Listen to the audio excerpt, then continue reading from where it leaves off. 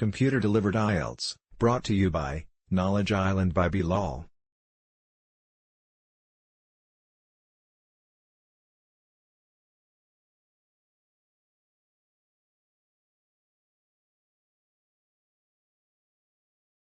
In this first part of the exam, I'd like to ask you some general questions about yourself. What kind of books do you like to read? To be honest, I'm not a big reader. I do read, but usually when I've got plenty of time to relax.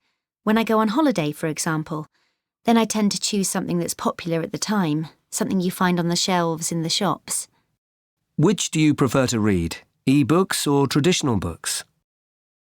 I haven't bought myself an e-reader yet, but I've used my mum's now and again. I can see why they're popular. My mum always says they're great for reading in bed as they're easier to hold. Have you read any books written in English? Well, in my English class, we've been reading some English short stories which I've really enjoyed. I think they're made simpler for non-native speakers, but they're still interesting and a great way to learn new vocabulary. Let's talk about your friends. How often do you meet up with your friends? There are two different groups of people I like to call my friends. Some of the people I study with here in the UK, I see them all the time, of course, and some of us go out in the evening, and my friends back home. When I'm there, we usually meet up at weekends. Have you got a best friend? Yes, I have.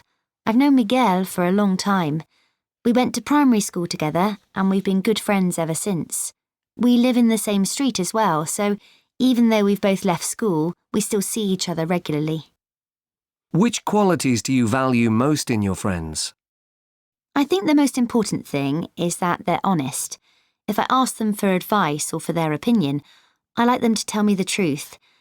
It's also great if we share some interests so that we can do things together. I'm going to give you a topic, and I'd like you to talk about it for 1 or 2 minutes. Before you talk, you have 1 minute to think about what you are going to say. You can make some notes if you wish. Here is your topic.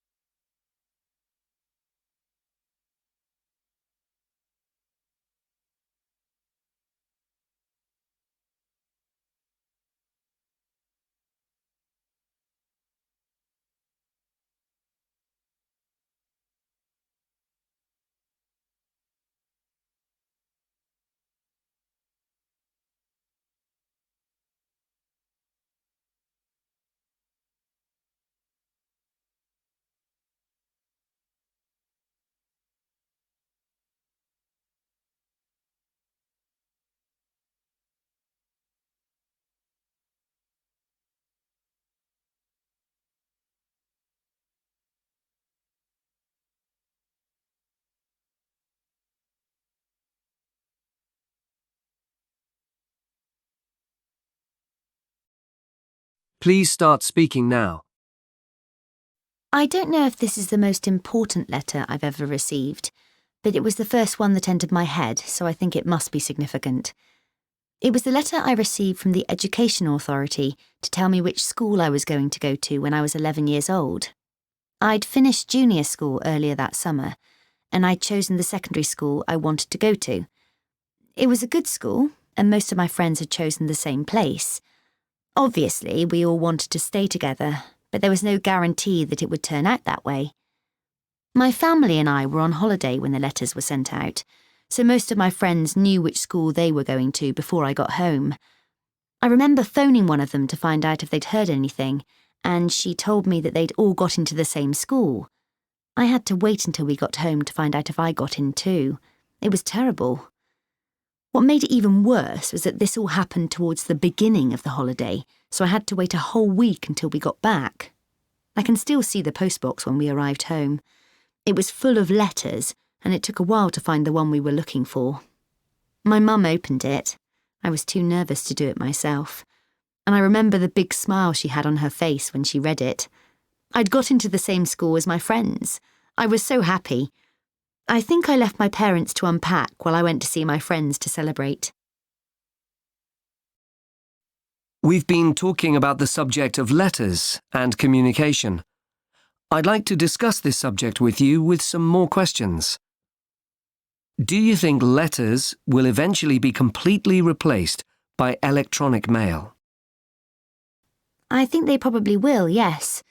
The only letters I ever receive are official ones. I always communicate with my friends with email or texting. Some of my older relatives occasionally send letters, but I don't think it'll be something my generation will do when we get older. Why might a handwritten letter feel more special to the receiver? Well, I suppose a handwritten letter is more personal. An email is just a collection of characters. There's nothing special about it.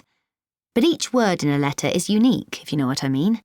The letter has been crafted by someone, and that makes it of more value or gives it more meaning to the receiver. Are there some situations where we should still try to write letters with pen and paper? I think it depends. It's a thoughtful thing to do if you're thanking a relative for a present. For example, an elderly relative who might not use email. They'd appreciate a handwritten letter rather than something typed. But apart from that, I don't think so, really. Does email make our lives easier? For social purposes, perhaps yes. And because it's so immediate, it's a useful way to communicate at work. Although having said that, email can also be the cause of stress at work.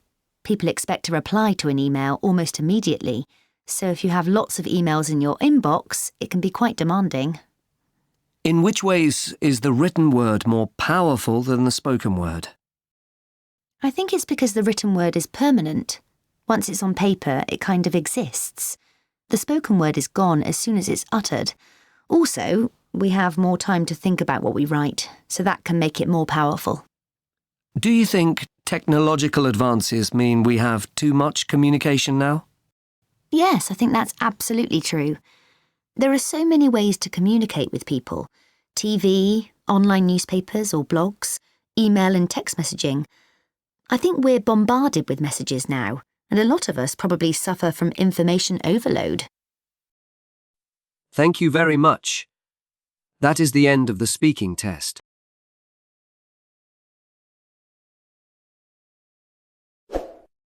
Don't forget to comment, like, and share our video.